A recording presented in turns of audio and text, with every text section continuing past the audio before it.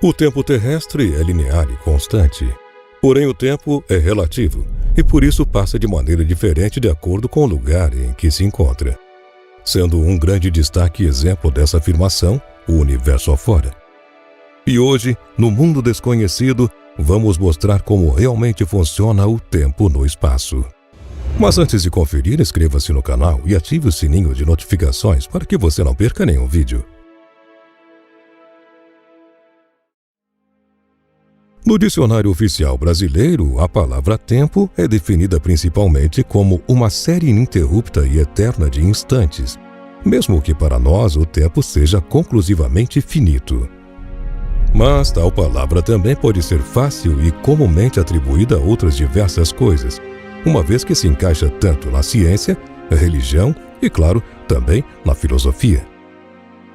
Todos os seres humanos já pensaram no tempo como uma medida arbitrária da duração de tudo, pois constantemente dizemos que algo ou alguma coisa levou muito tempo para que sua ação irrelevante nesta situação fosse finalmente concluída. E também não é difícil ouvir por aí alguém determinar esta palavra como um objeto qualquer, pois frequentemente dizemos que perdemos tempo ou que precisamos achar tempo para fazer ou praticar algo. Mas o que realmente é o tempo?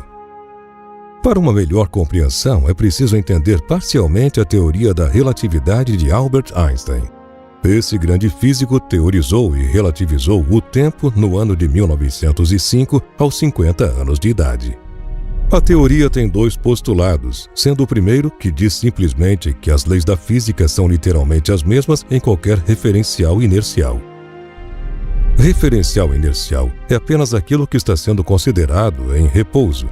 Disse considerado porque também é possível levar em conta o movimento relativo a qualquer outra coisa no universo, como a Terra que orbita sem cessar o nosso Sol, ou do próprio Sol girando em torno de si mesmo por 25 dias antes de completar uma volta inteira em torno de seu eixo. Pense um segundo em seu próprio corpo em estado de repouso. A Terra está girando a uma velocidade constante de 1.700 km por hora. Porém, não se percebe. Se você estivesse em um carro que segue em linha reta sem alteração em sua velocidade, você ainda continuaria parado, mesmo se deslocando do ponto A ao ponto B. Sendo assim, essa lei se aplica a qualquer outro lugar do universo, seja aqui ou até mesmo na Lua.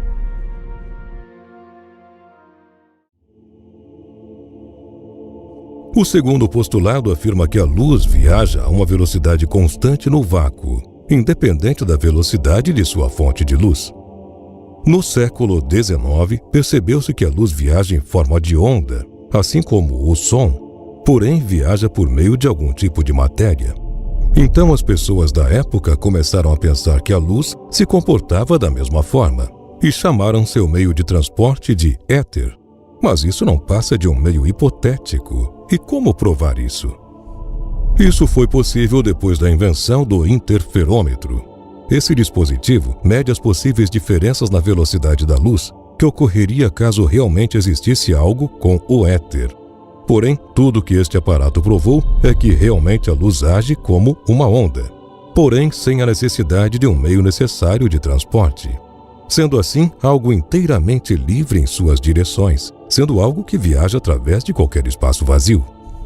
E dessa forma se comportam as ondas eletromagnéticas. Parece simples, não?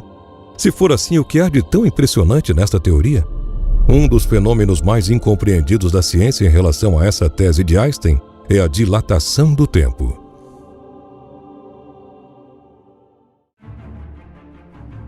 Agora imagine que alguém simplesmente deixe o sistema de referência da Terra e entre em outro sistema que se move incomparavelmente mais rápido que o nosso.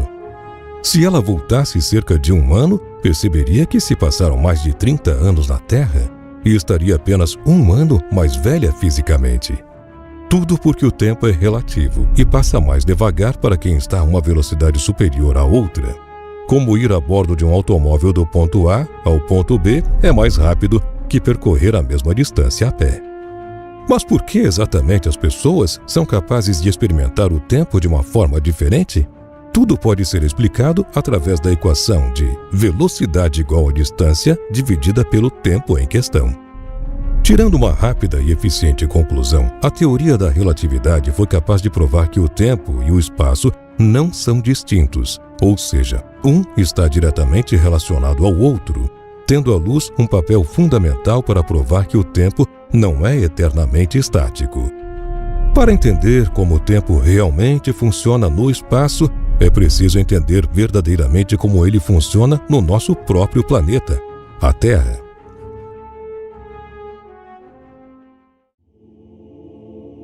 Para medir o tempo, o ser humano criou o que chamamos hoje de relógio. Essa invenção data do século XIV e para medir as horas o povo babilônico separou em 24 partes o relógio, sendo 6 antes do meio-dia e 6 depois. Tudo a partir da sombra que o sol projetava no chão quando estava em seu ápice total. E assim se fez a medição de horas, minutos e até mesmo dos segundos. Porém, tudo não passa de uma convenção codificada para que o homem em geral fosse capaz de compreender de alguma forma a lei da relatividade, pois um dia poderia ter muito mais de 40 horas, ou apenas 10. Tudo está somente no olho de quem vê. A Terra leva cerca de 365 dias, 5 horas e 48 minutos da nossa contagem para dar uma volta real em torno do Sol. O relógio mais preciso do mundo, feito com um átomo de um metal raro que foi batizado de césio, está localizado no Instituto Nacional de Padrões e Tecnologia no Colorado, Estados Unidos. E é lá onde se encontra a medida de tempo oficial do universo.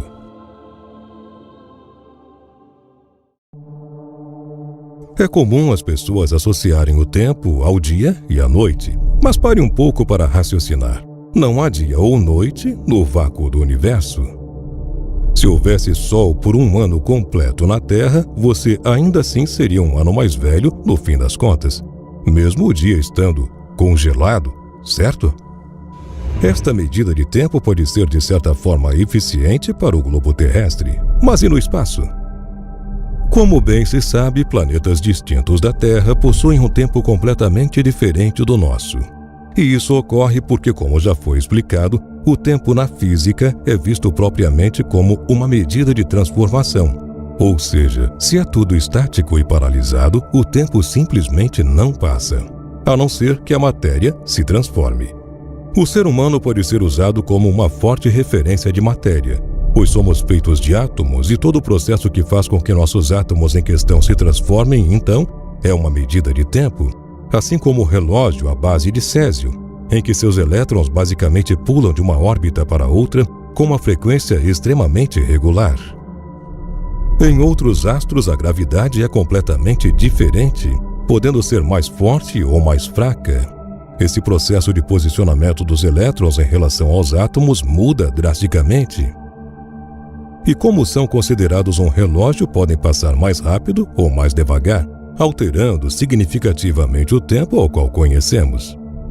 Imagine um átomo de sódio que está disposto na superfície solar, cuja gravidade é de 274 metros por segundo ao quadrado. Teria uma frequência de vibração diferente a de um mesmo átomo aqui na Terra, que tem uma gravidade média de apenas 9,807 metros por segundo ao quadrado.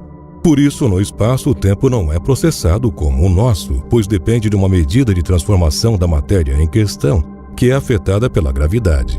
Por isso é possível dizer que o tempo literalmente faz curvas, e isso permite que um ano no espaço seja 30 na Terra.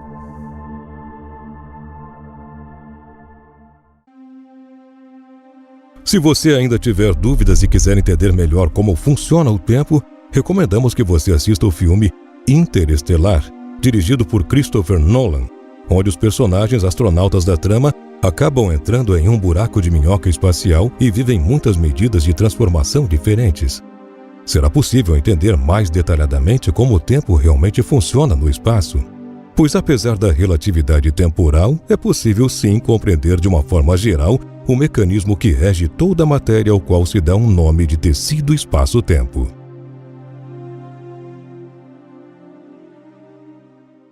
E você, o que achou da ideia temporal do universo afora? Conte pra gente aqui nos comentários.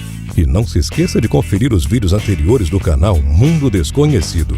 Muito obrigado por ter assistido a esse vídeo e até a próxima.